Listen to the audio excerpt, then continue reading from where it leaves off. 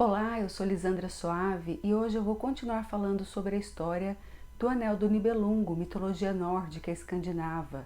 E hoje eu vou trazer o filme do Fritz Lang de 1924. O Fritz Lang é um diretor alemão, né, um representante aí do expressionismo alemão. E eu vou então trazer o filme Die Nibelungen. É um filme muito longo, tem 4 horas, tá? E é formado por duas partes.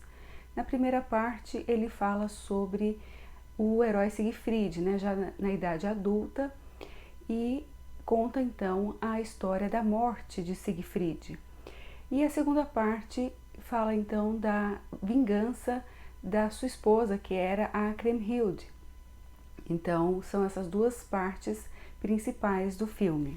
Eu tenho um vídeo aqui no canal de um outro filme desse diretor também, que é o Metrópolis, um filme muito interessante. E tanto esse filme, o Die Nibelungen, como o Metrópolis, foi produzido ali em parceria entre o Fritz Lang e a sua então esposa, que era a Tia von Harbour, que era quem escrevia os roteiros e também foi responsável aqui pela belíssima fotografia desse filme.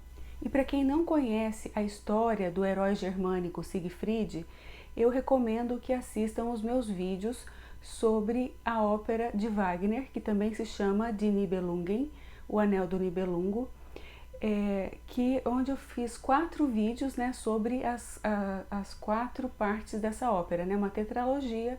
Então ali vai contar a história desde o princípio, formada ali pelo Ouro do Reno, a Valquíria, Siegfried e Crepúsculo dos Deuses, né? Então esse filme aqui do Fritz Lang, ele vai se ater principalmente às 2 últimas partes da ópera de Wagner, que seria então Siegfried e Crepúsculo dos Deuses, né?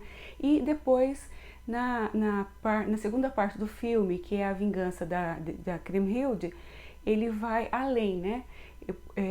Porque a ópera, ela termina ali na morte do Siegfried, que é a primeira parte desse filme, e ali a gente vai então expandir um pouco mais a história, inclusive fazer a interseção com a história, a história real, né? Dali do final da Idade Antiga, início da Idade Média. Então vai começar a ver essa ligação ali, esse elo entre a mitologia e a história verdadeira. Um outro aspecto importante desse filme também é ressaltar a época em que ele foi lançado e a temática, né? Em 1924, a Alemanha estava ali se recuperando da Primeira Guerra Mundial, então estava com a moral muito baixa, né? O povo alemão estava ali se sentindo derrotado e havia um movimento de resgate dessa autoestima. No outro vídeo que eu fiz sobre a Madame Blavatsky, eu falo bastante sobre essa questão, tá? Eu recomendo muito que vocês assistam, porque faz toda uma conexão entre a motivação, o porquê filmes como esse e a ópera também, né? O resgate ali daquela ópera, todo o resgate da história, da mitologia, da ancestralidade germânica, escandinava, por que aquilo estava voltando naquele momento, né? Era de resgate da cultura ali, da autoestima mesmo, da origem germânica. E também esse filme teve uma apropriação, assim, não muito boa, né, por parte ali de quem estava começando a assumir o poder, que tinha aquele ideal do homem alemão, que tudo isso que eu falei no vídeo da Madame Blavatsky, e também aqui nesse filme a gente vê claramente a busca pelo aquele super-homem, que era o Übermensch, do Nietzsche. O Nietzsche tinha escrito há pouco tempo o livro Assim Falava Zaratustra, e ele criou esse ideal então do Übermensch, o além-homem, né? A gente usa às vezes o termo super-homem, mas o mais adequado é além-homem. Então, esse filme também vem de encontro a esse novo conceito que tinha sido proposto por Nietzsche. Bem, então vamos à história do filme. O filme começa com o Siegfried já adulto, ele está morando ali com o anão Nibelungo, Mime, que foi quem o criou, né, desde bebê. Então, para saber toda a história de como ele foi parar ali, é importante que assistam os outros vídeos, né? Então, para não contar toda a história prévia. Enfim, ele está ali já na idade adulta e ele consegue finalmente forjar a espada que tinha sido do seu pai, Sigmund, que era a espada Nothung, coisa que o ferreiro Mime tentou toda a vida, não conseguiu, né? O Siegfried, enfim, consegue e ele fica sabendo ali que num outro reino, ali o reino de Worms, o rei Gunther está à procura de um marido para a sua irmã, que seria então a princesa Cremilda, né? Na ópera de Wagner, ela se chama Gutrune. Então tem essas duas versões, né? Essa história, essa mitologia, ela vem ali de várias origens, tá? Então, eventualmente, elas têm alguma diferença entre as versões e também entre os nomes dos personagens. Mas, então, a Gutrune, que nós vimos lá na ópera, é a mesma Kriemhild aqui. E o Siegfried, ele fica, então, interessado, ele vai tentar se candidatar ali para ser o marido da Kriemhild. E os outros zombam dele ali, né? Dizem, imagina, você jamais vai conseguir. Mas ele tem esse ideal ali, esse entusiasmo, e ele vai então partir. O ferreiro Mime, a gente sabe que tem péssimas intenções com relação ao Siegfried, né? Mas ele ainda é muito novo, ingênuo, não percebeu. Então, o ferreiro Mime, ele indica o caminho, como se fosse o caminho para Worms, mas indica, na verdade, o caminho para onde mora o dragão Fafnir. O dragão tinha sido aquele gigante Fafnir lá da primeira história, da primeira parte da ópera O Ouro do Reno, que era o dragão, o gigante que tinha construído o castelo de Valhalla para Odin, né, para Wotan. E depois, como ele acabou ficando com o ouro do tesouro dos Nibelungos, ele se transformou em um dragão, usando ali o elmo, né, da transmutação, da invisibilidade. Ele usou aquele elmo, se transformou então no dragão para cuidar melhor ali do seu tesouro, né? Então o Mime indica para o Siegfried esse caminho para essa toca do dragão. Ele na verdade nunca saía da sua toca ali, da sua caverna, mas ele todo dia precisava sair para beber água num riacho. E é justamente nesse momento que o Siegfried encontra ali o dragão, tem com ele uma luta e desfere com a sua espada invencível, né, a sua espada ali muito poderosa, desfere um golpe fatal no coração do dragão. Ali a gente vê claramente como o Siegfried, ele se destaca em relação aos demais, né? Ele ali é forte, é belo, né, alto. Então, em relação aos outros moradores ali onde eles vivem, né, da tribo deles, ele é muito diferente. Então, isso vem de encontro a essa questão que eu falei sobre essa superioridade, né, do Übermensch, do super-homem ali, daquele homem germânico. Quando o Siegfried mata o dragão, ele encosta o dedo ali na sua espada com o sangue do dragão e é muito quente, então, num reflexo, ele leva o dedo à boca ali, sujo com o sangue do dragão, e passa a ter um poder de entender a linguagem dos pássaros. E ali os passarinhos então falam para ele que se ele se banhar naquele sangue que está jorrando do coração do dragão, ele vai obter o poder da invencibilidade e que nada vai poder machucá-lo e nem queimá-lo, né? Nada vai poder feri-lo.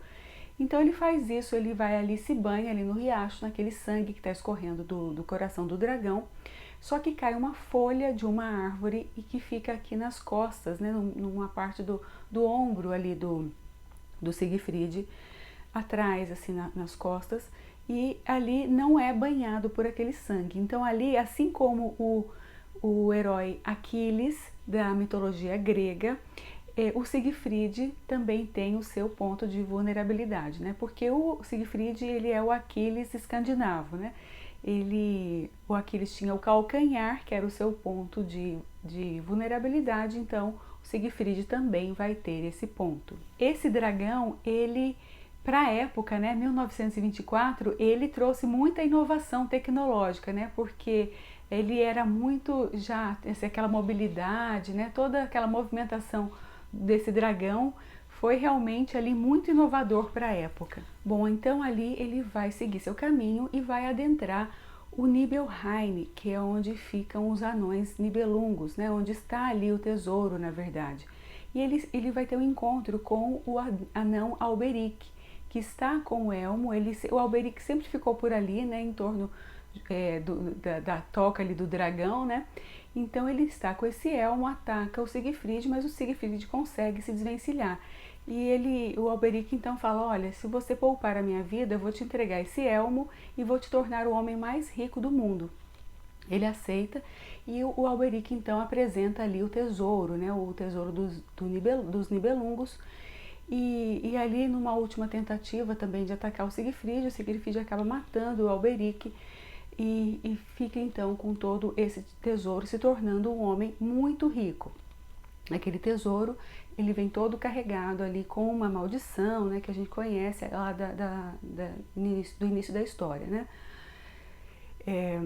Bem, partindo então para o reino de Worms, esse é um reino que fica ali às margens do rio Reno, que é o reino dos burgúndios, que é uma outra raça, né? Ali você tem várias estirpes, né? Assim como o Siegfried vem da estirpe ali dos volsungos, né?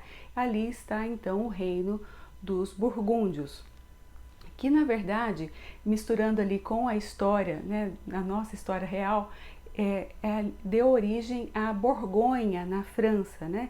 Então ali a região da Borgonha tem esse nome porque vem desse povo, dessa tribo, né? Uma espécie de tribo que seria então os burgúndios, tá? E já ali nós estamos no século V, em torno de 400, entre 400 e 450 depois de Cristo, final da Idade Antiga e passagem para a Idade Média. Quando vai ter ali a invasão dos bárbaros em Roma, né, tem a queda, né, a decadência de Roma, então tem a virada de era da Idade Antiga para a Idade Média, e é justamente nesse momento que a gente se encontra, tá? Então, guardem essa informação aí. Então, o Siegfried se torna um rei ali muito poderoso e tem outros 12 reinos vassalos, porque, como eu disse, início da Idade Média está começando aquela relação de vassalagem e suzerania, né? Então ele é suzerano ali de outros 12 reinos. E ele vai então para o reino de Worms, que já é um reino cristão. Toda essa mitologia nórdica, escandinava, aquele mundo dos vikings, né? Tudo isso ele tem ali uma identidade pagã, né? Então, e também foi suprimido, entrou ali em total esquecimento com a chegada do cristianismo. Então, meio que também está representado isso aqui, tá? O reino de Worms, ali dos burgúndios, já é um reino cristão. Eu não sei se na história real se eles já eram cristãos, porque já é uma coisa bem posterior, né? Assim, vindo assim, entrando ali para a Europa. Eu acho que talvez na realidade nem fosse, né, na época, mas aqui já é então um reino cristão. E ali naquele reino então tem a princesa Kriemhild, que é uma jovem assim muito religiosa, muito bondosa, delicada, só usa roupas brancas, né, claras ali, bem delicada mesmo. E o rei Gunther, que é o seu irmão, né, e tem outros príncipes ali, né. Eles moram ali nesse reino e o Siegfried então chega. E quem mora ali também é o Hagen-Tronje, que é pela história na ópera, seria um meio-irmão dos dois, da família ali, né? Por parte da mãe. mas ele mora ali, então, ali não deixa claro no filme a sua origem, mas o Hagen é um conselheiro ali do rei e uma figura ali muito sorumbática, né, muito esquisita ali, maquiavélica, né?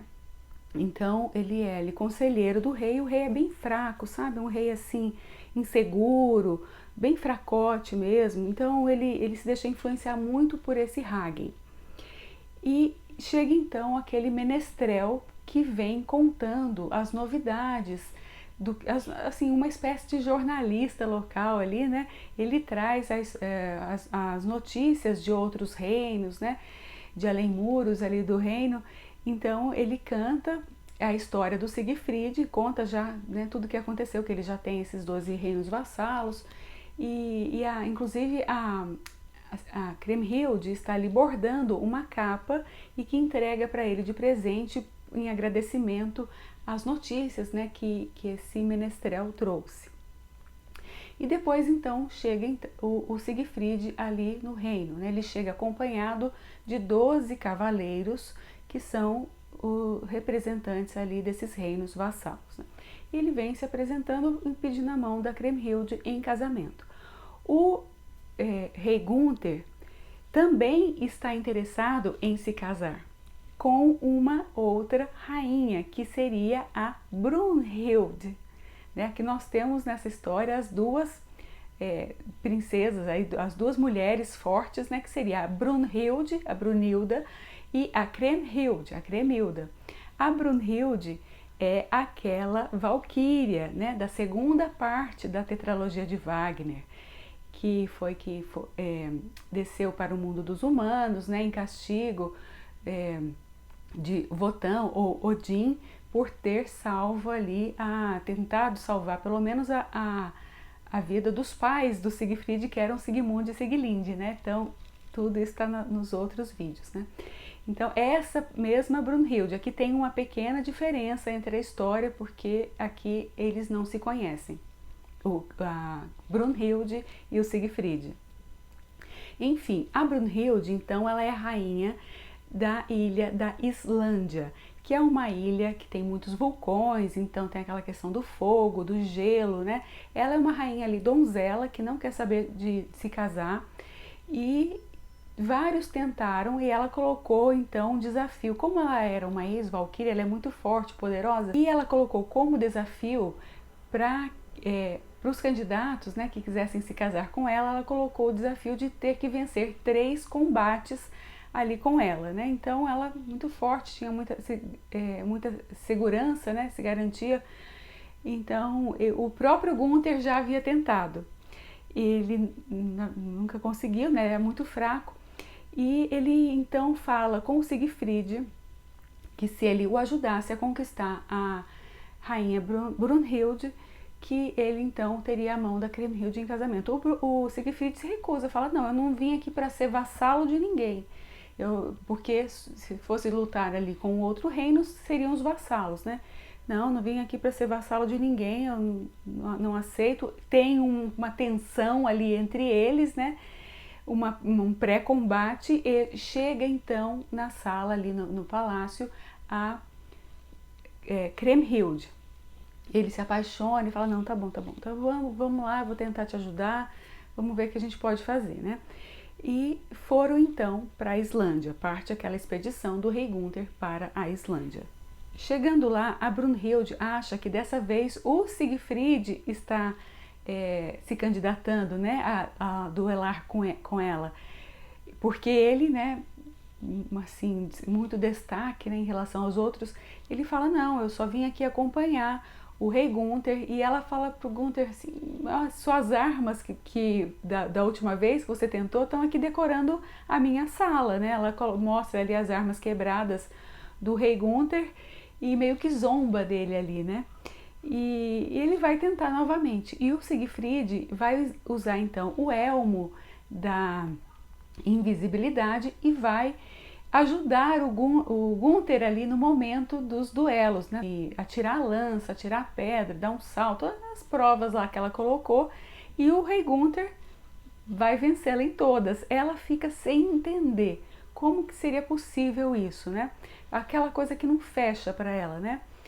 Mas enfim, conquistou, né? Então ela volta junto, ela vai, né, com eles para o reino de Worms, ali revoltadíssima, porque ela não entende como isso pode ter acontecido. Eles chegam então em Worms e acontecem os dois casamentos ao mesmo tempo.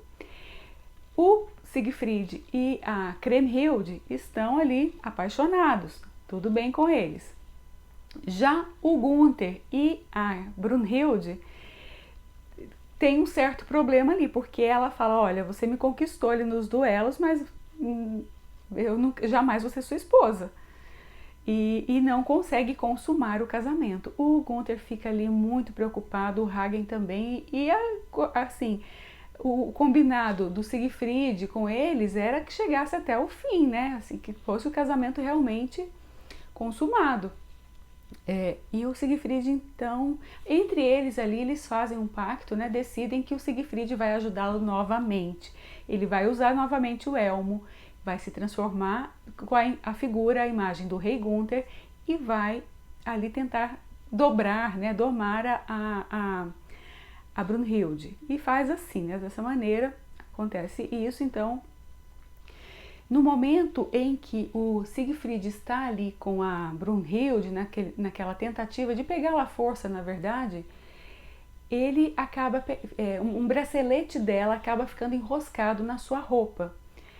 E ele só vai perceber isso depois, né? Então, segue a vida ali, ela acaba sendo dominada ali, acaba vivendo normalmente com o rei Gunther. Passam-se 6 meses e eles ainda estão ali. Aquilo começa a incomodar a Brunhilde. Fala, esse pessoal não, né, vai ficar aqui? E o Gunther fala, olha, você não quis assumir o papel junto com a mãe, né, deles ali, do rei. Então, a minha mãe precisa da Brunhilde aqui, da Kriemhild aqui, né? Então, por isso que eles estão ficando. Você não quis assumir esse papel de filha. E ali já começa a incomodar. O Siegfried também doa ali para o reino uma parte do seu tesouro e distribui entre a população, então aquilo ele ganha muita popularidade, aquilo começa a incomodar também o Hagen e o Gunther. Então ali está havendo um certo mal-estar, né? Aquela tensão no ar, um climão ali. E a Kriemhild, mexendo ali nas coisas do Siegfried, encontra o bracelete, coloca no seu braço, acha bonito e tudo bem.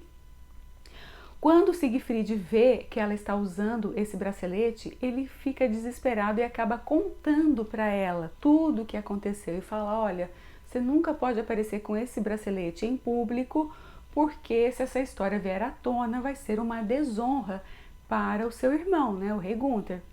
E ela, não, pode ficar tranquila, eu jamais vou revelar esse segredo, e coloca assim o bracelete mais para cima, né, escondido ali debaixo da sua capa, né, e tudo bem.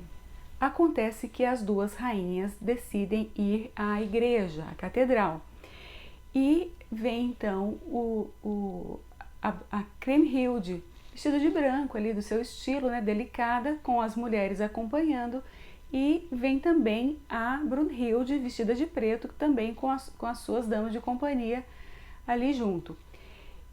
E elas começam então a subir a escadaria da catedral e a Kriemhild está à frente. Elas se encontram no meio da escadaria e a Brunhilde, né, a de preto, fala, não, imagina, a esposa de um vassalo subindo na frente da rainha, não pode isso é uma afronta. A Kriemhild não aceita o desaforo, né?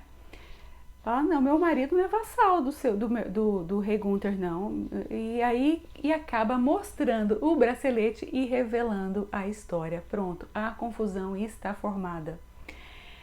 Ali a Brunhilde fica sedenta por vingança. Esse filme, toda essa história vai falar muito sobre esses dois temas, vingança e lealdade, tá? Então isso vai permear toda a história nas duas partes, tá? Então já começa o primeiro desejo de vingança ali da Brunhilde. Ela quer que o rei Gunther mate o Siegfried, ela não pode conviver com essa afronta, com essa desonra. O rei Gunther, ele não quer matar o Siegfried, é um amigo ali dele, mas ele, influenciado pelo Hagen, ele aceita então, e também pela pressão da Brunhilde, né, ele aceita então fazer parte de um plano que vai ser elaborado pelo Hagen. O Hagen vai então propor uma caçada para que eles possam fazer as pazes, né, para celebrar que passou esse mal-estar e que vai ficar tudo bem. Então eles vão para essa caçada, eles vão caçar um lobo. Na verdade, o lobo é o próprio Siegfried, né, que é descendente ali da raça dos Volsungos, que é a raça dos lobos, né? Então eles partem para essa caçada, só que o Hagen, ele sabe do ponto de vulnerabilidade nas costas do Siegfried. Não sei como ele sabe dessa informação, mas ele sabe, ele não sabe o local exato. E ele joga uma conversa ali em cima da Kriemhild, falando que para proteger o Siegfried, se ela pudesse dar uma indicação para ele onde exatamente é esse ponto, que ele poderia protegê-lo melhor, né?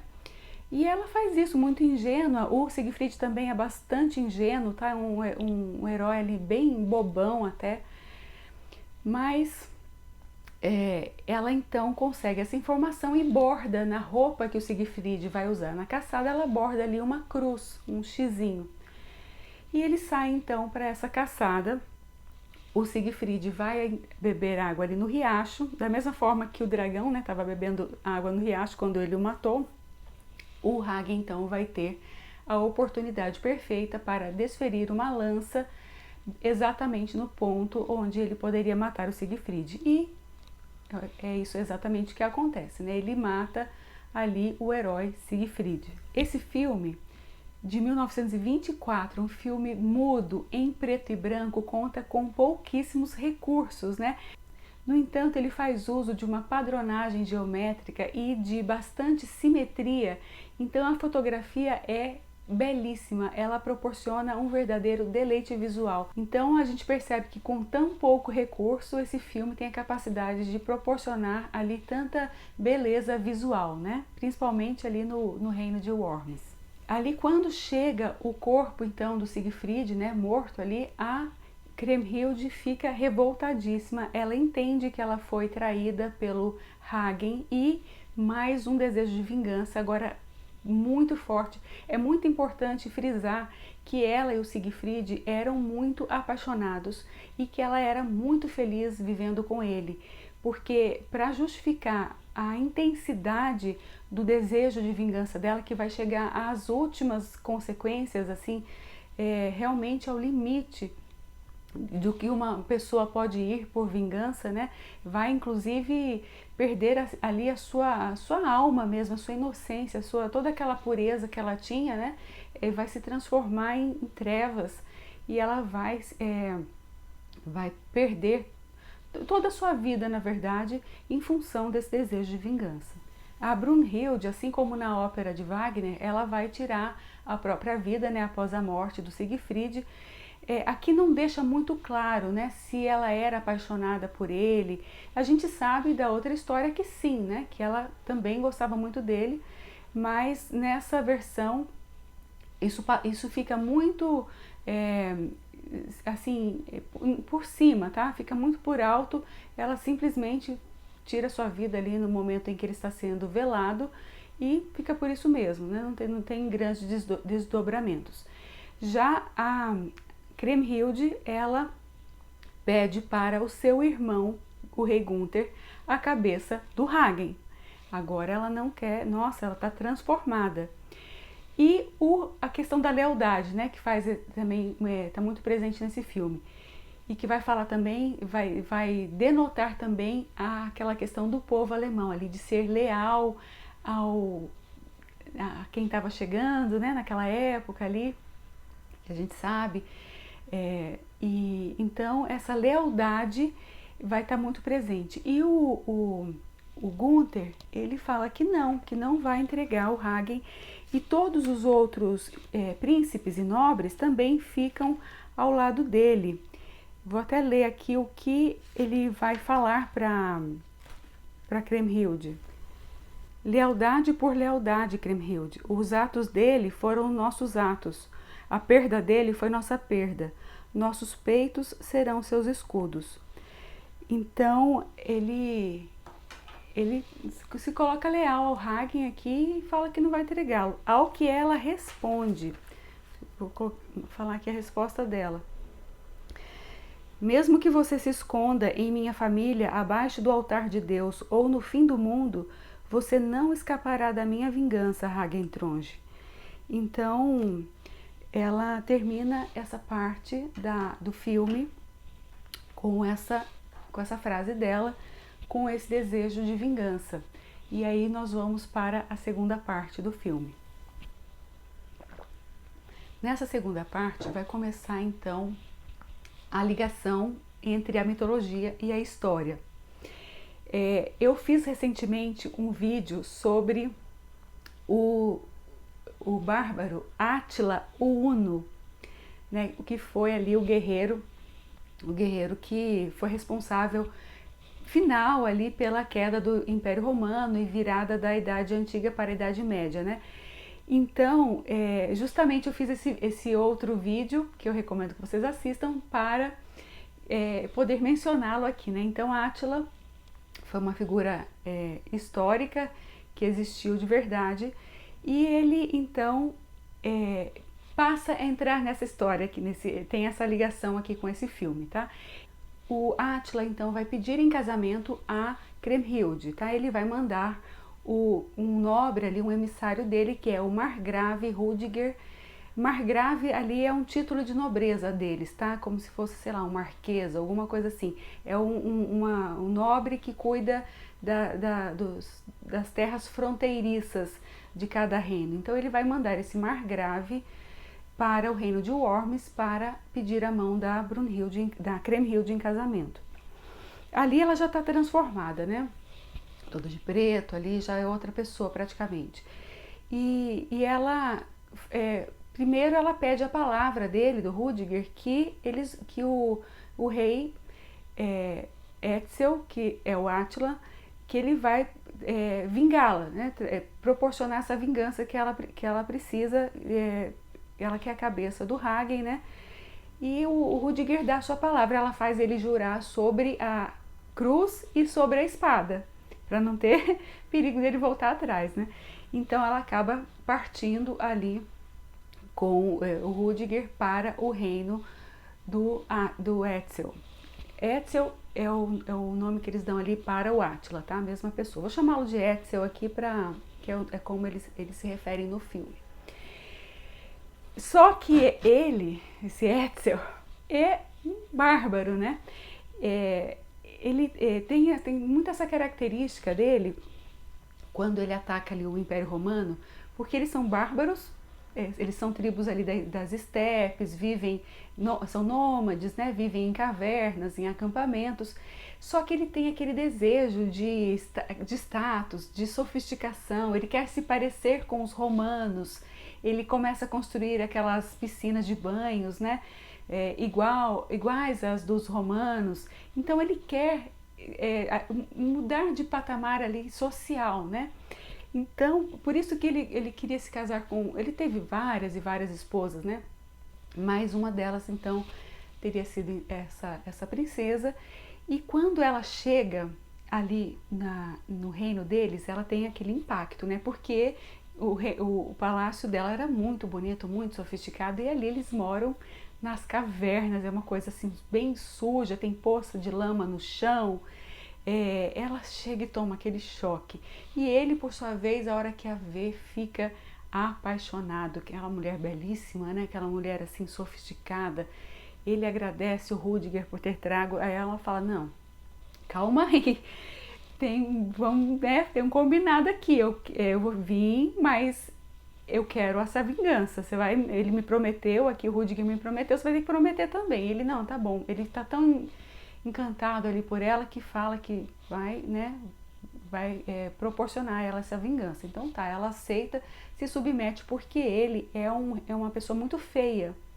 O toda aquela tribo dos hunos era assim muito estranha, uma aparência muito ruim, porque eles já se deformavam, eles alongavam o crânio, eles queimavam o rosto para não nascer barba, então eles eram assim muito esquisitos, sabe? Bem deformados mesmo.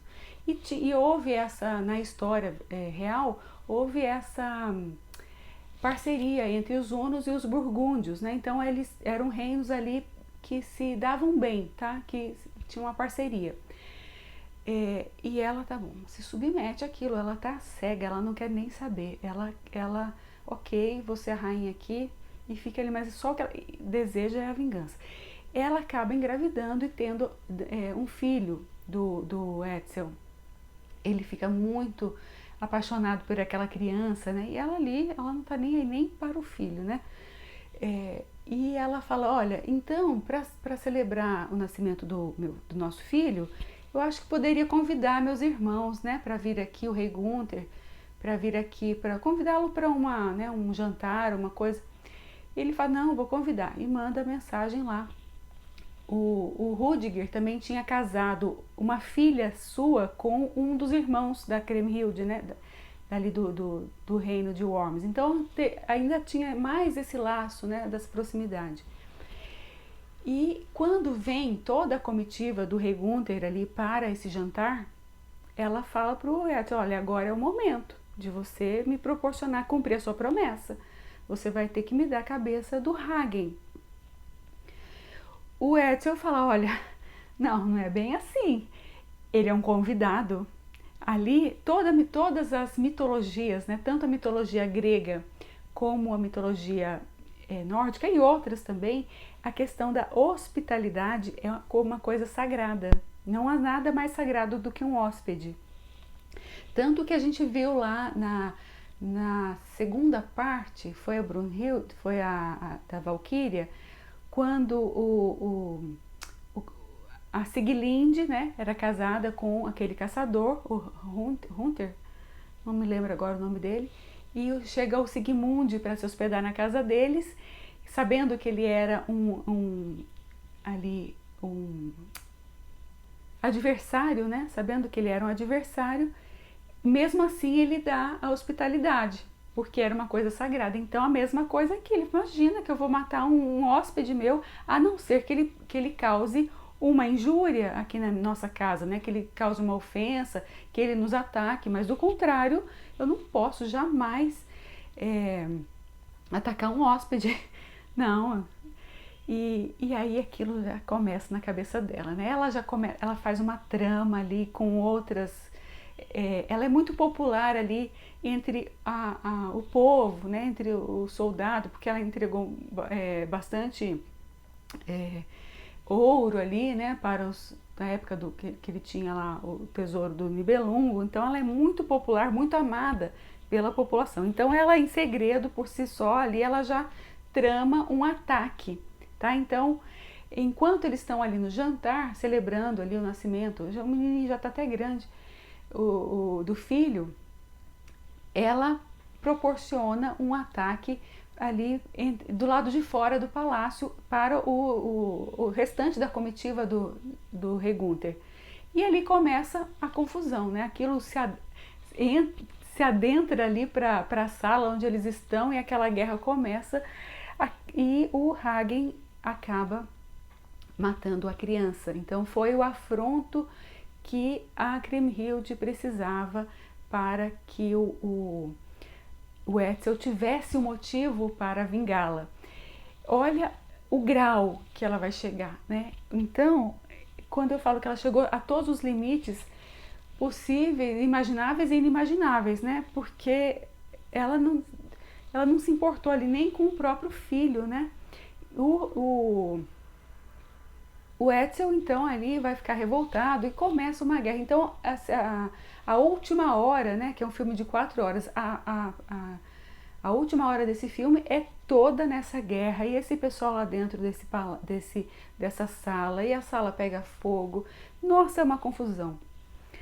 E até que E a questão da lealdade toda hora presente também, mesmo assim eles ali encurralados, entrega a cabeça do Hagen, entrega o Hagen pra gente que a gente vai libertar os outros príncipes, né? E vai indo ali, ó, irmão por irmão, um atrás do outro. Aquele que tinha se casado com a filha do Rudiger, vai um por um e ela não cede, e o Gunther também não cede, ela na sua vingança e ele na sua lealdade. Então fica ali aquele embate entre esses dois, essas duas grandes forças, né?